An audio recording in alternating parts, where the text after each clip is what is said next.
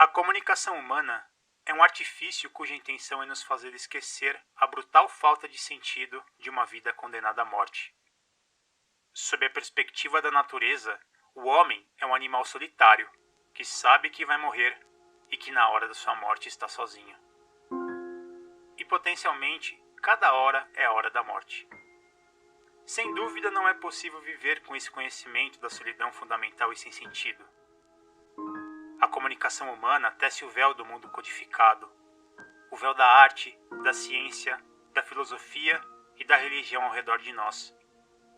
E o tece com pontos cada vez mais apertados, para que esqueçamos nossa própria solidão, nossa morte e também a morte daqueles que amamos.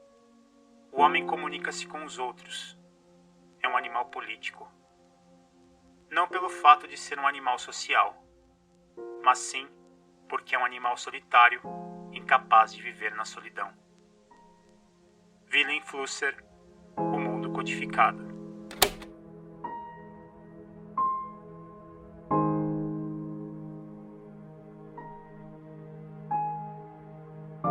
Os objetos deixaram de ser alcançáveis e, por isso, no sentido estrito da palavra, não são mais objetivos, mas apenas fenomênicos. Eles agora somente aparecem, passam a ser visíveis apenas. Por isso é desconfortável esse ponto de vista, porque nos faz duvidar da objetividade desse mundo que apenas aparece e não mais se manifesta. No entanto, ele oferece uma vantagem. Agora que não esbarramos mais nas coisas, podemos observá-las, vê-las em seu contexto. Podemos deduzir fatos. Agora que não esbarramos mais numa árvore após a outra, podemos ver a floresta.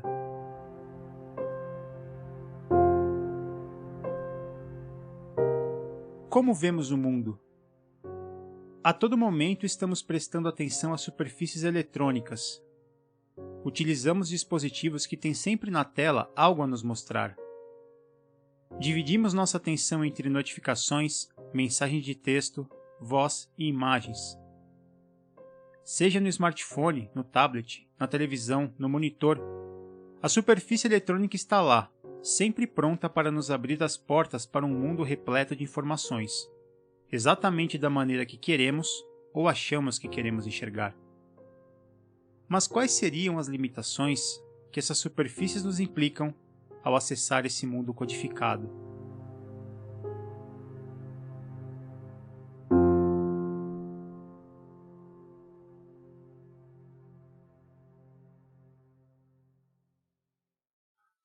O computador é uma calculadora provida de memória.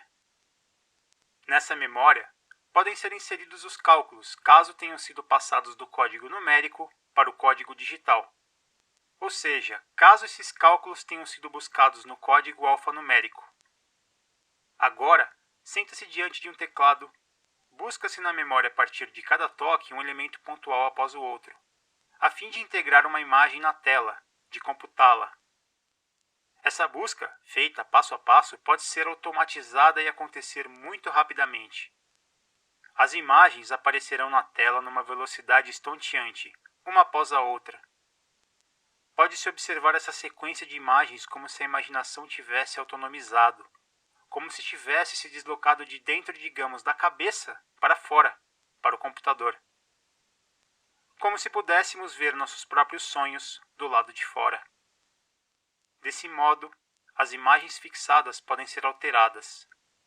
Pode-se iniciar uma espécie de diálogo entre a própria imaginação e aquela que foi introduzida no computador.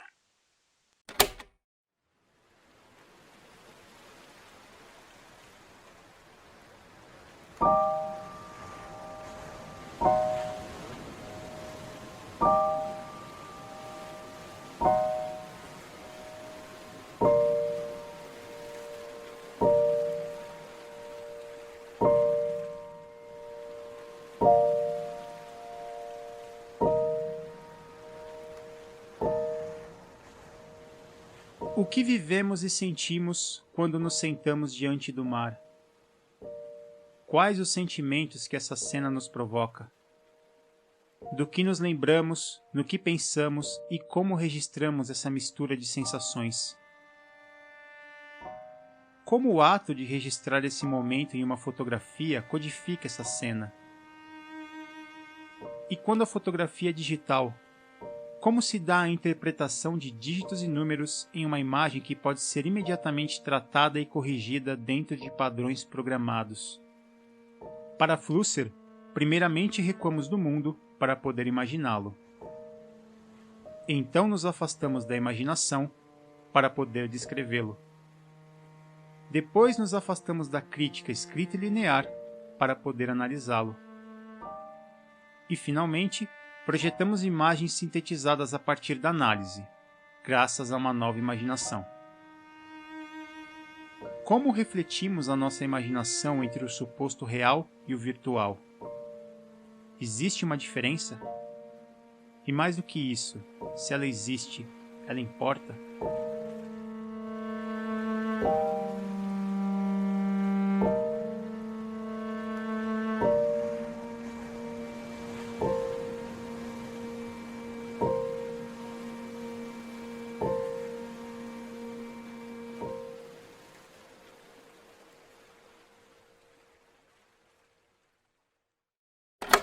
As imagens da imaginação até hoje são bidimensionais porque foram abstraídas do mundo quadridimensional. E as imagens da nova imaginação são bidimensionais porque foram projetadas por cálculos adimensionais. O primeiro tipo de imagens fez mediação entre o homem e seu mundo. O segundo tipo, entre cálculos e sua possível aplicação no entorno. O primeiro é cópia de fatos, de circunstâncias. O segundo, de cálculos. Os vetores significativos das duas imaginações indicam direções opostas, e as imagens do primeiro tipo devem significar coisas diversas do segundo.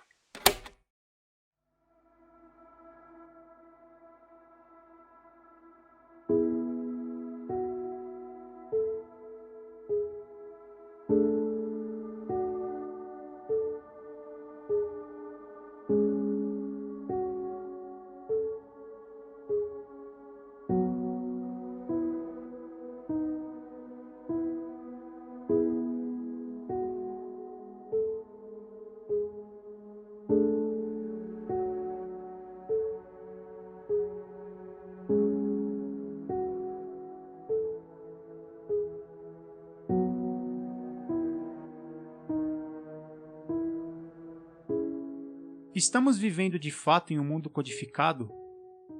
Será que podemos resumir nossa existência no mundo digital em que estamos cada vez mais presentes entre programadores e programados? Entre pessoas que, através de uma linguagem, criam uma nova codificação, supostamente mais simples? Entre pessoas que, através de uma nova linguagem, criam uma nova codificação, supostamente mais simples? E em cima dessa codificação, novos usuários fazem escolhas dentro de combinações que, ao mesmo tempo que facilitam caminhos, limitam opções? Em contraponto a isso, não seria essa uma visão amedrontada de como mudamos nossa maneira de nos comunicar e enxergar o mundo? Como entender o código, a codificação e o que existe além dessa interpretação? Como lidar com a linguagem além da linguagem? E qual é o papel das diferentes dimensões entre os nossos olhares e sensações?